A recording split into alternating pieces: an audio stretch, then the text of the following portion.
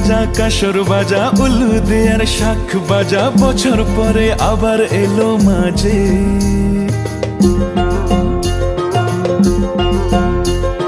পুজো পুজো গন্ধ নিয়ে, নতুন গানের ছন্দ নিয়ে, শারদিয়ায় খুশিতে মন নাচে।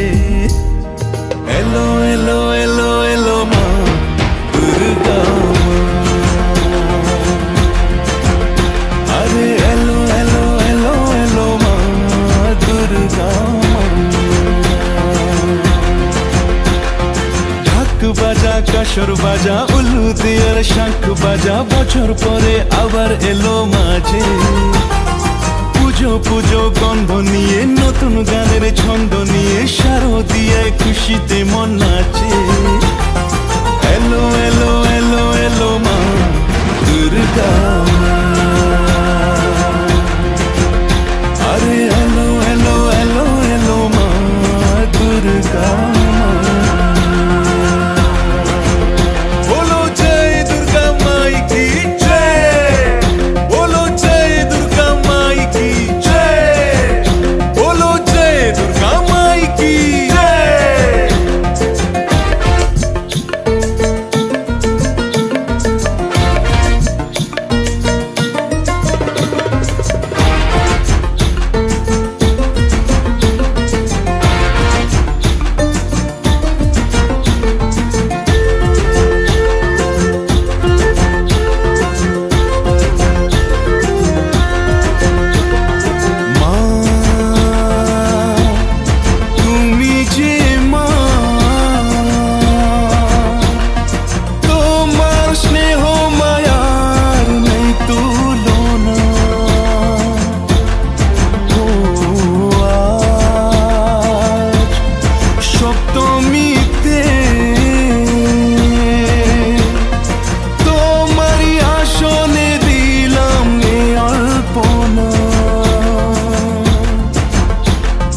নতুন জামা নতুন শাড়ি, ঘরে পুজো বারোয়ারি, সবকিছুতে প্রেম জড়িয়ে আছে। লঘু পাপে গুরুদণ্ড পেল সুপর্ণ।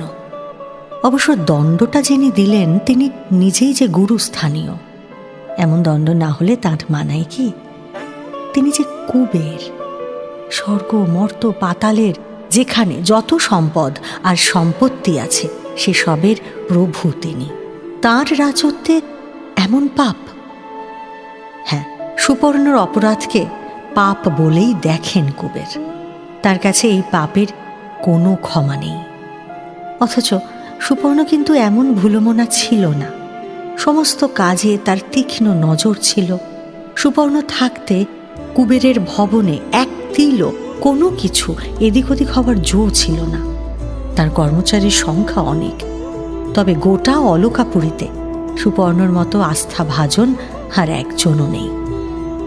কুবের সুপর্ণকে নিয়ে বড় নিশ্চিন্তে ছিলেন। সুপর্ণ তার অন্ধের যষ্টি।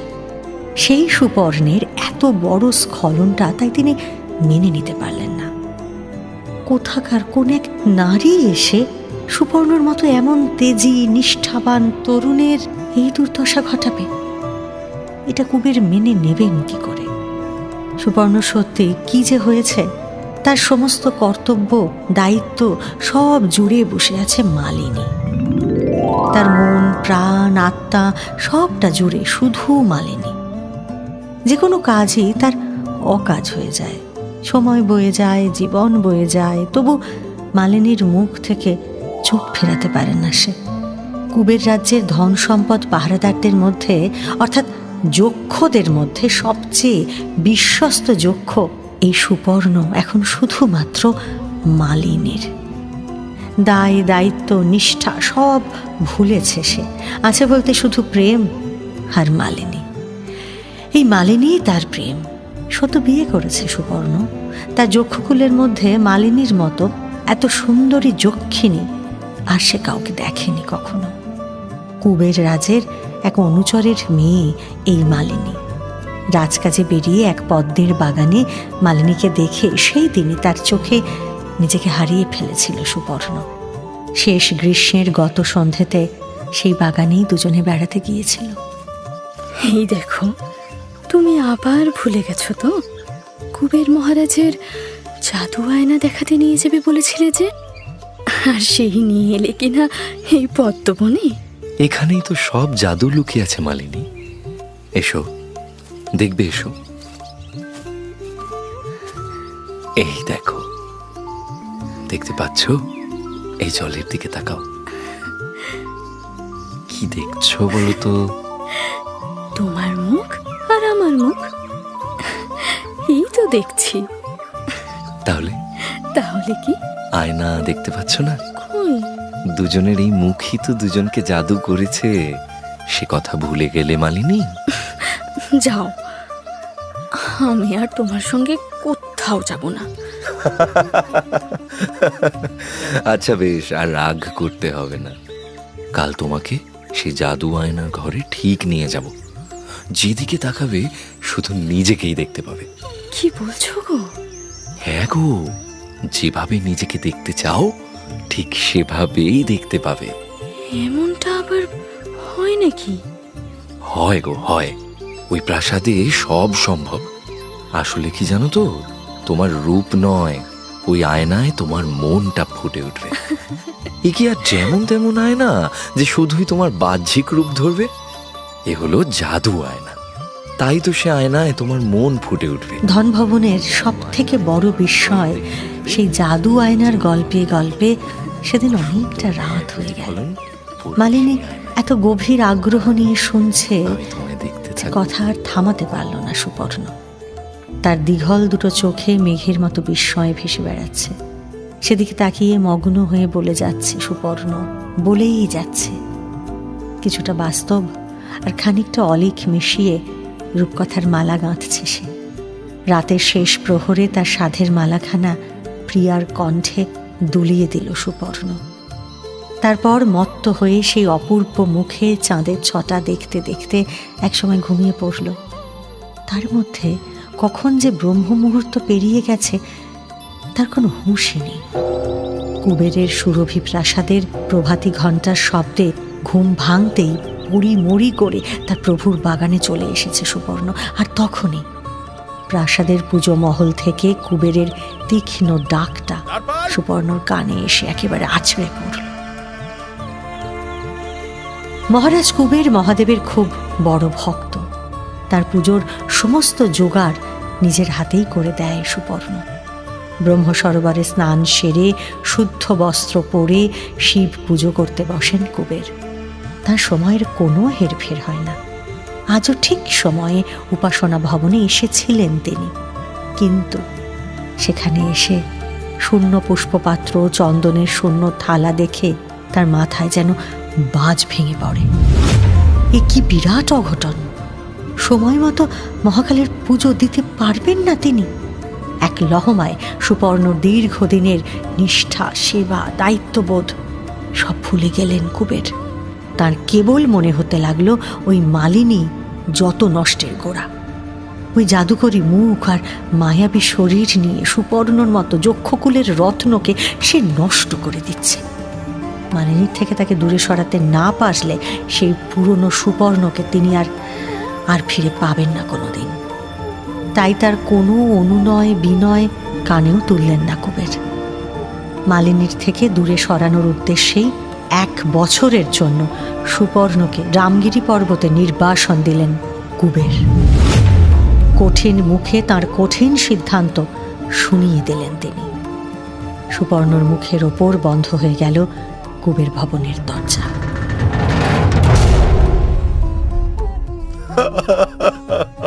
কপাল, কি হলো?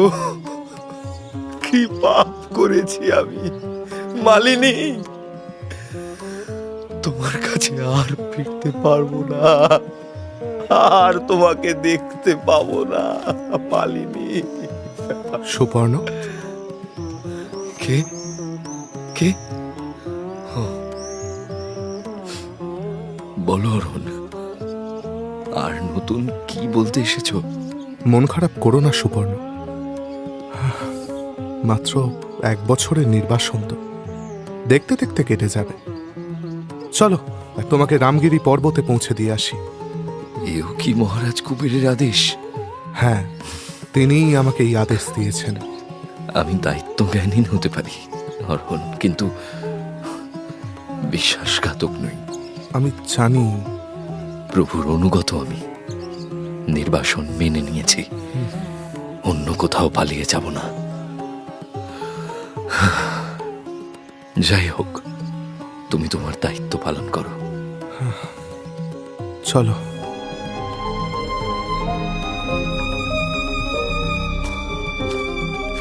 এই যে রামগিরি, আমরা এসে গেছি সুপর্ণ। এখানে অনেক মহাত্মাদের আশ্রম রয়েছে। চলো, তোমাকে কোনো একটা আশ্রম অব্দি আমি এগিয়ে দিয়ে আসি। তা করুন, আমি নিজেই একটা জায়গা ঠিক খুঁজে নেব।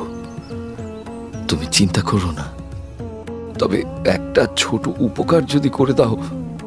উপকার? বলো সুপর্ণ, কি করতে হবে তুমি আমাকে বলো।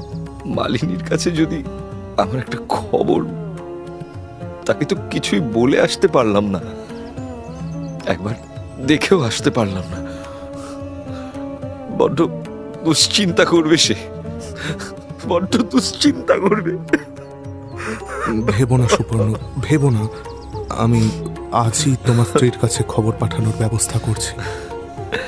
1 বছর পেরিয়ে গেলে তো আমি নিজে এসে তোমাকে নিয়ে যাব সুপর্ণ। ততদিন অব্দি বেঁচে থাকলে নিশ্চয়ই দেখা হবে। ছি সখা, ছি, অমন করে বলতে নেই। এ কথা শুনলে তোমার প্রিয়া দুঃখ পাবেন না? মালিনী, মালিনী, মালিনী, হায় হায় দুঃখ মালিনী, করো না সুপর্ণ, শান্ত হও। মালিনী। সুপর্ণকে রামগিরি পাহাড়ে রেখে দিয়ে কুবেরের দ্বারপাল অর্হন ফিরে গেল। রামগিরি পাহাড়টা খুব সুন্দর, চারদিক গাছপালা ঘেরা, সুনিবিড় ছায়ায় ঢাকা। পাহাড়ের পরিবেশটাও খুব মায়াময়। পাহাড়টা সম্পর্কে আগেই শুনেছিল সুপর্ণ। সে এও শুনেছিল যে পাহাড়টার একটা মহিমাও আছে। সে শুনেছিল জনক কন্যা সীতা এই পাহাড়ের হ্রদে স্নান করেছিলেন। রামের বিরহে বিরহিণী সীতার কারণেই হয়তো পাহাড়ের নাম হয়েছিল রামগিরি। সেই কোন যুগের বিরহিণী জানকীর কান্নাটা আজও যেন দিক দিগন্তে ভেসে আছে। সেই অস্ফুট মর্মর ধ্বনি গাছের পাতায় পাতায় আজও যেন ছড়িয়ে পড়ে। উৎসুক হয়ে কান পাতে সুপর্ণ, আর তখনই মালিনীর জন্য কান্নাটা একেবারে বুক ঠেলে বেরিয়ে আসে তার। মালিনী, মালিনী, হায় হায় মালিনী, কে তুমি? মালিনী। একা একা কাঁদছো কেন? কি কষ্ট তোমার? আমার কথা শুনতে পাচ্ছ বৎস? তাকাও, মুখ তুলে তাকাও, আমাকে বলো, কি নাম তোমার? আমার নাম সুপর্ণ, কুবের ভবনের যক্ষ আমি। আপনি কে? আমি এই পাহাড়েই থাকি। এখানে আমার আশ্রম আছে। সেই আশ্রমে যাবে তুমি? এসো, আমার কাছে থাকবে, এসো। কিন্তু আমি যে শাপগ্রস্ত, আমাকে আশ্রয় দিলে যদি আপনার কোনো ক্ষতি হয়? মুনি ঋষিদের কোনো সাপের ভয় থাকে না সুপর্ণ। আমি তো ঋষি, সকলকে অভয় দেওয়াই আমার ব্রত। দেখো, আর কদিন পরেই এখানে বর্ষা নামবে। কোনো একটা আশ্রয় ছাড়া খোলা আকাশের নিচে তুমি থাকবে কি করে? চিন্তা করো না সুপর্ণ, এসো, আমার সঙ্গে এসো। মাথা নিচু করে ঋষির পিছন পিছন হাঁটতে লাগলো সুপর্ণ। এই পাহাড়ের এত রূপ, এত কলতান, এত মায়া, সেই সবের কিছুই দেখতে চায় না। যে সুন্দর পরিবেশ তার প্রিয়া দেখতে পাচ্ছে না, সে সৌন্দর্যে তার কোনো অধিকার নেই। রামগিরির রূপ যতই থাকুক, এই পাহাড়টা আসলে তার কাছে অভিশাপ। এই পাহাড়ে তার মালিনী নেই যে।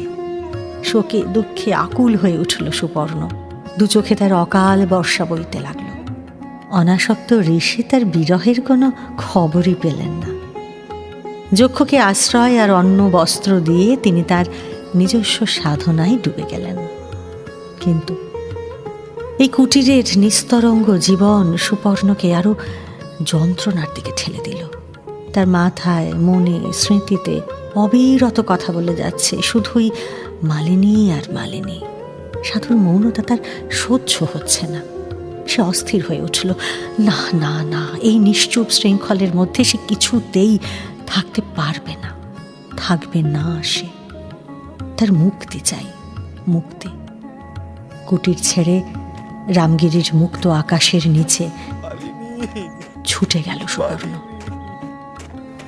খোলা আকাশের তলায় দাঁড়িয়ে সুপর্ণ বুঝল, হ্যাঁ, এখানেই সে নিরাপদ, এখানে সে অনেকটা অনেকটা সহজ। এই একই আকাশের নিচে নিশ্চয়ই মালিনীও বসে আছে। আচ্ছা, তার খবরটা শুনে আজ কি করলো মালিনী? মেয়েটা বড় কোমল যে, এত বড় আঘাত তার সইবে তো? আকুল হয়ে ভাবতে বসে সুপর্ণ। সে মনে মনে কল্পনা করতে থাকে, হয়তো দিঘির ধারে চুল এলিয়ে বসে আছে মালিনী, ফুল তুলেছে বেনি বাঁধবে বলে। প্রেমিক ফিরে আসবে একটু পরেই, তেমনটাই ভাবছে হয়তো। আশায় তাকাচ্ছে বারবার বাগানের দরজার দিকে। আর ঠিক তখনই হঠাৎ বাগানের দরজার দিক থেকে কারুর আশার শব্দ পেয়ে মালিনী হয়তো ভেবেছে নিশ্চয়ই আজ মালিনীকে চমকে দেবে বলেই সন্ধ্যের আগেই ফিরে এসেছে সুপর্ণ। হয়তো বাগানের দিকে ছুটে যাবে মালিনী। শুনেছি গো, শুনেছি। আর আড়ালে থাকতে হবে না, তোমার পায়ের আওয়াজ আমি পেয়েছি। কেমন ধরা পড়ে গেলে তো? আর তখনই শুনবে, দেবী, আপনাকে প্রণাম জানাই। কে কে আপনি? মহারাজ কুবেরের তারপাল আমি। এখানে কেন এসেছেন? আমার স্বামী তো এখন নেই, তিনি তো ওই প্রাসাদেই আছেন। আপনার স্বামী আমাকে পাঠিয়েছেন। সুপর্ণর বার্তা নিয়েই আপনার কাছে আমি এসেছি দেবী। মালিনীর নিষ্পাপ মুখ, দিঘির মতো গভীর চোখ, তার উপস্থিতি জুড়ে সারল্য আর মায়া যেন মিলেমিশে আছে। সুপর্ণর জন্য উদ্গ্রীব হয়ে অপেক্ষা করছে সে। এমন এক ব্যাকুল প্রেমিকাকে কি করে অভিশাপের কথা বলবে দ্বারপাল অরহন? এত কঠিন কি করে হবে সে? নিজের সঙ্গে প্রবল যুদ্ধ করে শেষে নিজেকে শান্ত করল অরহন। তারপর একে একে কুবের ভবনের সব কথা মালিনীকে খুলে বলল সে। রামগিরি পর্বতের কথাও বলল। অরহনের মুখ থেকে সবটা শুনে আর্তনাদ করে উঠল মালিনী। না, এ হতে পারে না। এসব এসব মিথ্যে, এসব মিথ্যে। নিশ্চয়ই আমার সঙ্গে রসিকতা করার জন্য আপনাকে পাঠিয়েছে সে। এসব মিথ্যে, মিথ্যে। দেবী, দেবী, আপনি শান্ত হন। আপনার স্বামী কোনো রসিকতা করেননি। তিনি সত্যিই রামগিরি পর্বতে নির্বাসিত। আমি সেখান থেকেই আসছি দেবী। আমি বিশ্বাস করি না এ কথা। আমি কিছুতেই বিশ্বাস করি না। না, মহারাজ কুবের তো তাকে প্রাণের চেয়েও বেশি ভালোবাসেন। তিনি এতটা কঠিন কি করে হবেন? কি করে হবেন? আপনি শান্ত হন দেবী। আপনাকে আরো শক্ত হতে হবে। কি হয়েছে সুখে? বল। মালিনী, কি হলো? কোনো অঘটন ঘটেছে? এই পথ দিয়েই পদ্মকাননের দিকে যাচ্ছিলাম, হঠাৎ তোর চিৎকার কানে আসতেই আমরা ছুটে এসেছি। হ্যাঁ, আমিও তো তাই শুনলাম। কি হয়েছে আমাদের বল। কি রে, বলবি তো?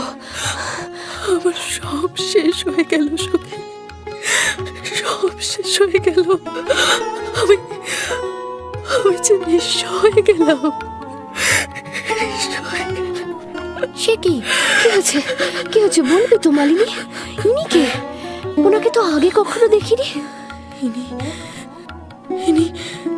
ইনি মহারাজ কুবেরের তারপাল। এক ভয়ঙ্কর দুঃসংবাদ নিয়ে এসেছেন। মহারাজ তাকে নির্বাসন দিয়েছে। দিয়েছেন। মালিনী, মালিনী, মালিনী, মালিনী, মালিনী ওঠ। কাঁদতে কাঁদতে অজ্ঞান হয়ে গেল মালিনী। তাকে ঘিরে সখীরাও কান্নাকাটি শুরু করে দিল দেখে মাথা নিচু করে সেখান থেকে বেরিয়ে এলো অর্হন। বুকটা তার ভারী হয়ে আছে বড়। সুবর্ণাকে যদিও বা প্রবোধ দেওয়া যায়, কিন্তু এই অচেনা যুবতীকে সে কি করে প্রবোধ দেবে, কি বা বলবে সে? প্রভুর রক্তচক্ষু মনে পড়তেই আর কালক্ষেপ করল না অর্হন। দ্রুত পায়ে কুবের ভবনের দিকে চলতে লাগলো। সে যে সুবর্ণর ঘরে গেছে এই সংবাদ যদি প্রভু জানতে পারেন তাহলে সর্বনাশ হয়ে যাবে তার।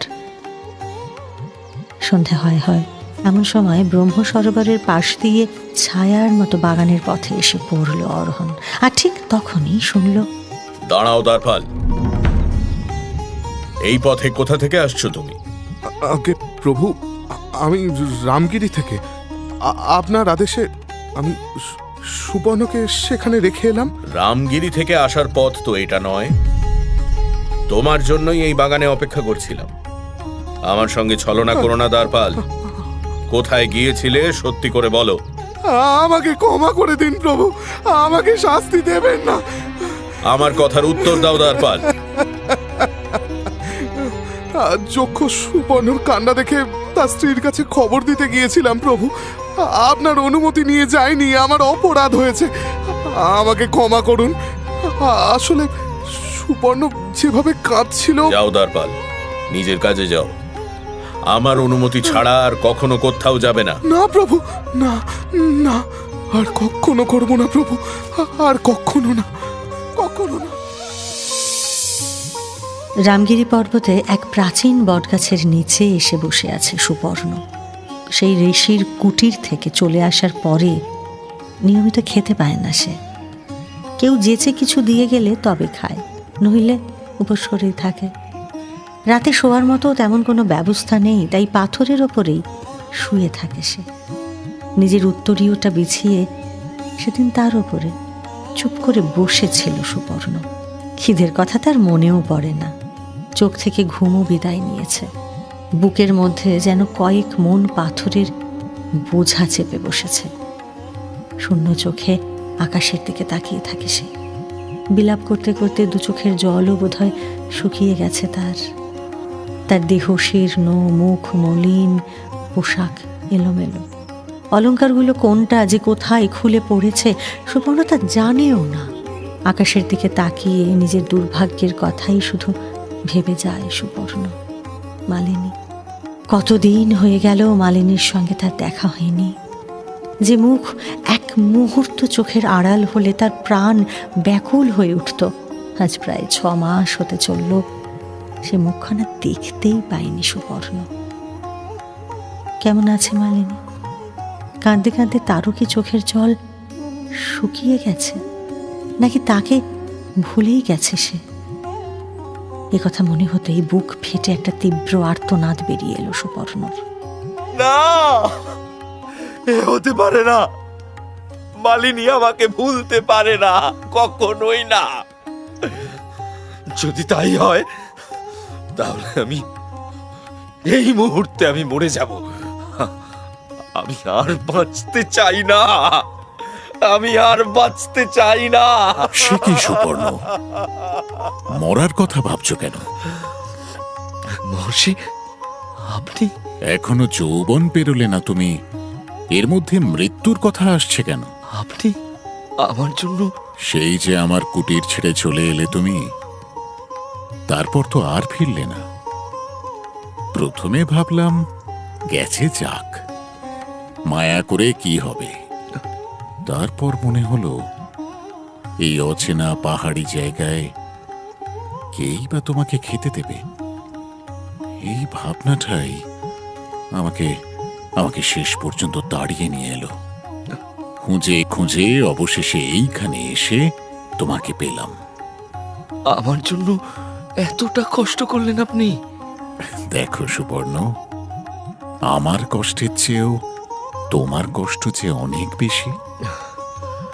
আচ্ছা, এখানে একা বসে কার সঙ্গে কথা বলছিলে?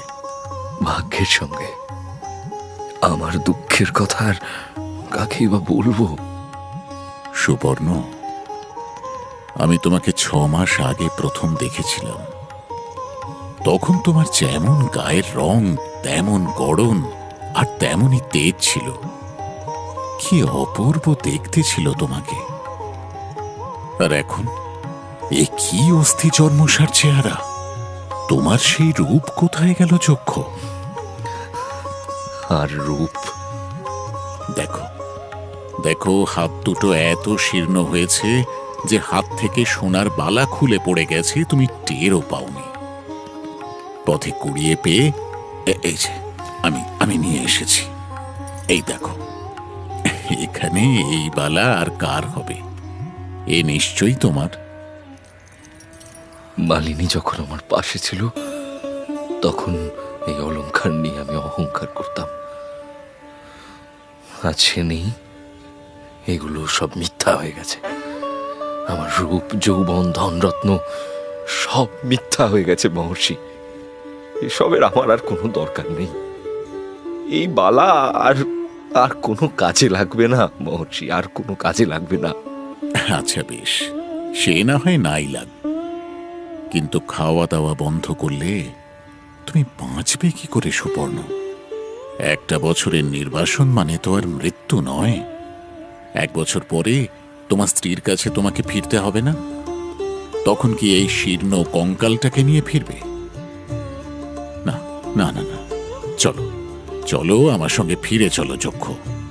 তোমার যত্নের প্রয়োজন। আমাকে ক্ষমা করবেন মহর্ষি। আপনার আপনার কোনো মায়া নেই, আপনার মোহ নেই, মমতা নেই। আমার মনের অবস্থাটা আপনাকে কি করে বোঝাই?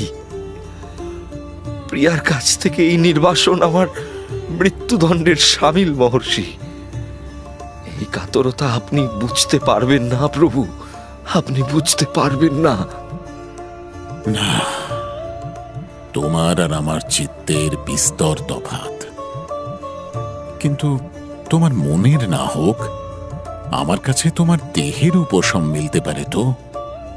চলো চক্ষ, আপাতত সেটুকুই তোমাকে দিই। একটা কথা বলবেন মহর্ষি? বলো। আপনার না আছে মায়া, না আছে টান। আপনি গভীর সাধনায় ডুবে থাকতে পারেন, কিন্তু তাও কেন বারবার আমার কাছে ছুটে আসছেন মহর্ষি? আমি অনাসক্ত হতে পারি, তা বলে পাষাণ নই চক্ষ। তোমার কান্না আমাকেও কষ্ট দেয়। তোমাকে যদি একটু শান্তি দিতে পারতাম। আমি আপনার কেউ নই, আপনার সঙ্গে আমার কোনো মিল নেই, তাও আমাকে দেখে আপনি কষ্ট পাচ্ছেন। তাহলে তাহলে মালিনীর জন্য আমার যন্ত্রণাটা আপনি বুঝতে পারছেন মহর্ষি? সে যে আমার প্রাণের চেয়েও প্রিয়। পারছি পারছি সুবর্ণ। তোমার এই ক্ষতে যদি কোনো প্রলেপ দিতে পারি, তাই। না প্রভু, আপনার কাছে আমার জন্য কোনো উপশম থাকতে পারে না। যে আমার যন্ত্রণা, সেই আমার একমাত্র উপশম। আমাকে আপনি ক্ষমা করবেন মহর্ষি। আপনার সঙ্গে আমি যেতে পারবো না। এখানে এই গাছতলাতেই বসে থাকি আমি। ওইদিকে, ওই পূর্ব দিকে আমাদের ঘর। ওদিকে তাকিয়ে থাকতে থাকতে যদি কখনো মালিনীকে দেখতে পাই। না, তোমাকে সান্ত্বনা দেওয়ার মতো সত্যি কোনো ক্ষমতা আমার নেই। বেশ, থাকো তাহলে, এখানেই থাকো। রামগিরি পর্বতের এক নির্জন জায়গায় বসে আছে যক্ষ। সেখান থেকে অলকাপুরীটা উত্তর দিকে। অলকাপুরী হল কুবেরের রাজ্য, তার নিজের ঘরও সেখানেই। জন্ম থেকে সে কুবেরের প্রজা। তার পরিবার পরিজন বলতে কোনো কালেই বিশেষ কেউ ছিল না, আজও নেই। ফুল আর গাছের ওপর খুব ঝোঁক ছিল তার। সুন্দর মালা গাঁথতে পারে সে, ফুল ফোটাতে পারে, তার এই গুণের কথা সেই অমরাবতী পর্যন্ত ছড়িয়েছে। কুবেরের সঙ্গে দেখা করার ছলে দেবরাজ ইন্দ্রের অনুচর এসে তার হাতে তৈরি বাগান দেখে গেছে। এ কথা জানে সুপর্ণ। তাই নিয়ে কতবার সে মালিনীর কাছে গর্ব করেছে, বলেছে, এই বসন্ত অবধি আমাকে চোখ ভরে দেখে নাও প্রিয়ে, সামনের বসন্তে অলকাপুরী শূন্য হয়ে যাবে যে। কেন শূন্য হয়ে যাবে কেন? বসন্তে বুঝি আর ফুল ফুটবে না? কি করে ফুটবে শুনি? ফুলের মালি যদি না থাকে তাহলে ফুলের অভিমান হবে না? মান করে তারা ওই কুঁড়িতেই ঘুমিয়ে থাকবে। আহা, কথা শোনো একবার। তা মালি কোথায় যাবে শুনি? নতুন কোনো ফুলের খোঁজ পেয়েছে বুঝি? তা পেয়েছে বই কি, অলকাপুরীর ফুল তো অনেক হলো, এবার অমরাবতীর গাছে তার ছোঁয়া লাগবে। সেদিন এলো বলে। তা সোজাসুজি বললেই হয়, মালিনীর পায়ের নুপুরের চেয়ে রম্ভা উর্বশীদের ঋণে ঝিনির টান এখন অনেক বেশি। এই দেখো, এ কথা আবার কখন বললাম? তোমার মুখের কাছে অমরাবতীর চাঁদও যে ম্লান হয়ে যায় প্রিয়ে। চাঁদের জ্যোৎস্নাও তো তোমার কাছে ঋণী। তাই নাকি? কোথায় তুমি আর কোথায় ওই রম্ভা? থাক থাক, আর প্রশংসা করতে হবে না। তা তুমি যেতে চাইলেই বা একা যেতে দিচ্ছে কে? যেখানে মালি সেখানেই মালি। কথাটা মনে রেখো কিন্তু। কথাগুলো যেন এখনো কানে বাজছে তার। মালিনীর কথা তো শব্দ নয়, যেন নুপুর বাজছে। ভাবতে ভাবতে সেই উত্তর মুখে উদাস হয়ে তাকিয়ে রইল যক্ষ। আচ্ছা, তার প্রেমিকাও কি এখন রামগিরির দিকে তাকিয়ে বসে আছে? মালিনীর সময়টাও কি সুপর্ণর মতোই সেই একই জায়গায় থেমে আছে আজও? মালিনী কি চুল বাঁধে এখনো? করবী, বিথিকা, কেতকী কে তাকে এনে দেয়? আর পারিজাত? প্রভু কুবেরের অনুগ্রহে বেশ কয়েকবার পারিজাত তুলে এনে মালিনীকে চমকে দিয়েছিল সুপর্ণ। সে সময় তার মুখের দীপ্তিটা সত্যি দেখার মতো হয়েছিল। চোখ ভরে দেখেও চোখে রাস, মনে রাস কোনোটাই মেটেনি সুপর্ণর। আজও সে চাতকের মতোই সেই উত্তর দিকে চেয়ে থাকতে থাকতে নিজের মনেই ডেকে ওঠে তার প্রেমিকাকে। মালিনী তখন অলকাপুরীতে নিজের বাড়ির দিঘির ধারে বসেছিল। সুপর্ণ সে ডাক যেন তার মর্মে গিয়ে ঘা দিল। চমকে উঠল সে। মালিনী, মালিনী। কে কে কে কে ডাকলো আমায়? কে হলো সুখী? আমায় আমায় কে ডাকলো যেন? কে তোকে ডাকবে? কেউ তো নেই এখানে। না না, আমি আমি স্পষ্ট শুনেছি। এই তো এক্ষুনি শুনলাম। কি বলছিস? আমাকে ডেকেছে, আমাকে ডেকেছে। কে ডাকলো? কে কে কে কে ডাকলো? মালিনী, আমাকে ডেকেছে। মালিনী তুই শান্ত হ। দেখ, এখানে আমরা ছাড়া তো কেউ নেই রে। ভালো করে দেখ। না না না, আমাকে আমাকে ডেকেছে। মালিনী, সে ডেকেছে আমাকে। তোরা তোরা শুনতে পাচ্ছিস না সখী? আমি যাব, আমি রামগিরি পর্বতে যাব। আমি এক্ষুনি মালিনী, মালিনী তুই শান্ত হ। ছেলে মানুষে বলিস না সুখী। রামগিরি এখানে নাকি? সে যে বহু দূর। সেই পাহাড় থেকে ডাকলে তুই এখানে শুনবি কেমন করে? কেউ ডাকেনি সখী, এ তোর মনের ভুল। না না, ভুল নয়, ভুল নয়। আমি যাব। আমার প্রিয়তম আমাকে ডেকেছে। আমি ঠিক শুনেছি। মালিনী, আমি যাব। তোরা আমি আটকে মালিনী, মালিনী কি করছিস তুই? কোথায় যাচ্ছিস? আমাকে যেতে দে সখী, আমাকে যেতে। পাগল হয়ে গেলি নাকি? যেতে দে আমাকে। দেখো কি কাণ্ড। শান্ত হ মালিনী, শান্ত হ।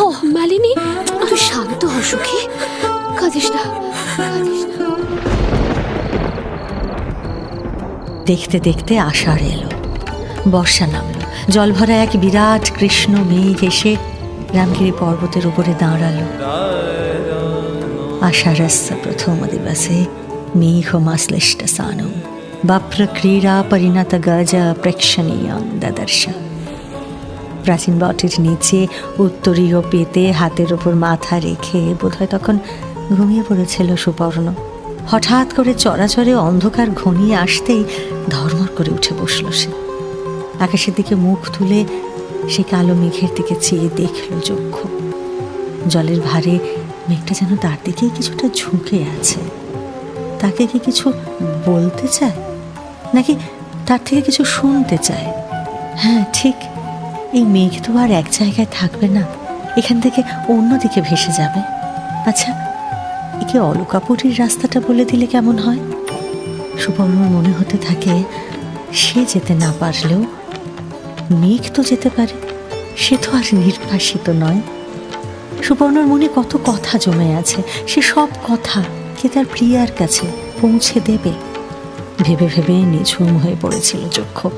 আষাঢ়ের প্রথম দিনে এই জলভরা মেঘের বিরাট খণ্ডটা দেখে উৎসাহে উঠে বসল সে। ঈশ্বর এতদিনে তার মুখ তুলে চেয়েছেন, মালিনীর কাছে তার বার্তা পৌঁছে দেওয়ার জন্য দূত পাঠিয়েছেন তার কাছে। যক্ষের কৃষ শরীর, ক্ষীণ কণ্ঠ, নিভু নিভু তেজ, তবু সব ভুলে কি প্রবল উৎসাহে উঠে বসল সে। তাকালো মেঘের দিকে। কতকাল পরে আবার নতুন করে মুগ্ধ হলো সে। তার চোখে খেলে গেল বিদ্যুৎ, আর কণ্ঠে ঝরে পড়ল এক রাস ব্যাকুলতা। আহা, কি অপূর্ব রূপ তোমার! মত্ত হাতি যেমন খেলা করে, এক তাল মাটি তুলে নিয়ে সুরে ধরে রাখে, তোমাকে ঠিক তেমন দেখাচ্ছে। শোনো না মেঘ, শোনো, তুমি কোথায় যাচ্ছ? আমার একটা কাজ করে দেবে মেঘ? আমার হয়ে অলকাপুরীতে যাবে একটিবার? বলো না, যাবে? যাবে? আচ্ছা আচ্ছা, বেশ বেশ, তাহলে আমি তোমার সঙ্গে ভাই পাঠালাম, কেমন? জানো জানো তো মেঘ, আমার মালিনী সেখানে একলা বসে আছে। কেমন আছে সে কে জানে? আমার পথ চেয়ে দিন গুনছে হয়তো। আজ আজ কত দিন হয়ে গেল তাকে দেখিনি।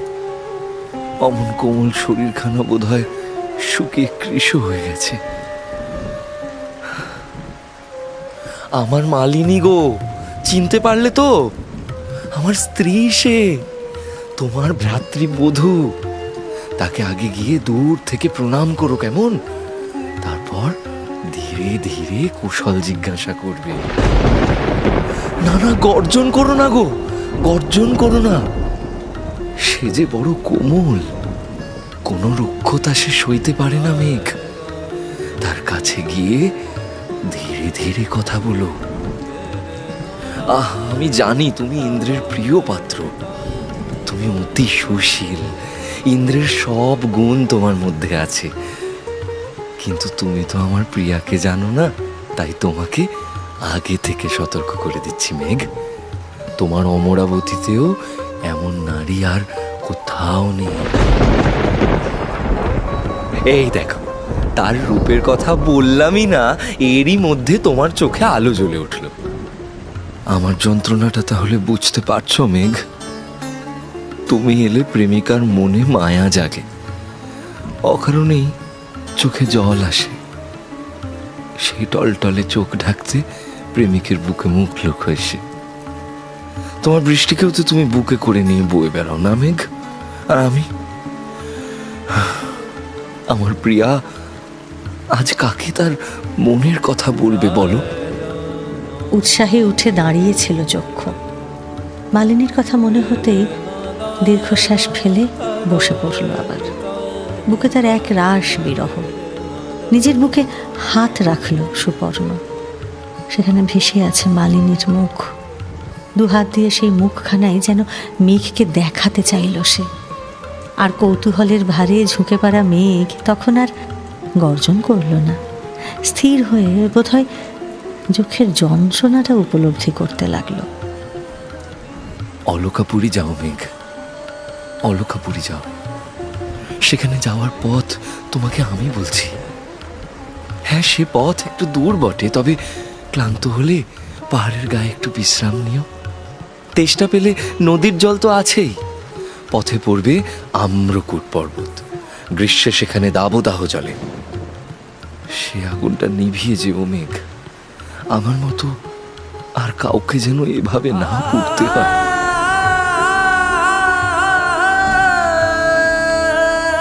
আম্রকূট পাহাড়ের কথা বলতে বলতে চুপ করে গেল সুপর্ণ।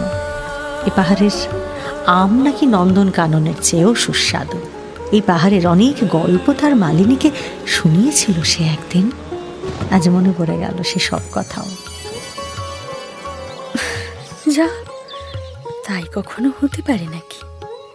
নন্দনকানন স্বয়ং দেবরাজের বাগান। সৃষ্টির সবচেয়ে সুন্দর যা, তা সেখানেই আছে। হলো না, এই তো সৃষ্টির সবচেয়ে সুন্দর মুখখানি এখন আমার বুকের মধ্যে রয়েছে। সেটা ওই নন্দনকাননে নেই প্রিয়ে। আম্রকূটের আমও দেবরাজের কাছে নেই মালিনী। ওই পাহাড়ে যা আম ফলে তার স্বাদ একেবারে অমৃতের মতো। তাই? একবার খেলে জন্মে আর ভুলতে পারবে না। তাই নাকি? তা তুমি খেয়েছো বুঝি? একা একা খেয়ে এলে, কই আমাকে নিলে না তো? তখন আমার জীবন শূন্য ছিল প্রিয়ে।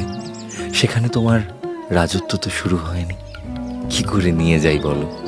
তবে মন খারাপ করো না, এবার তোমাকে নিয়ে যাব। সত্যি? এরপরের গ্রীষ্মে আমরা আম্রকূটে যাব।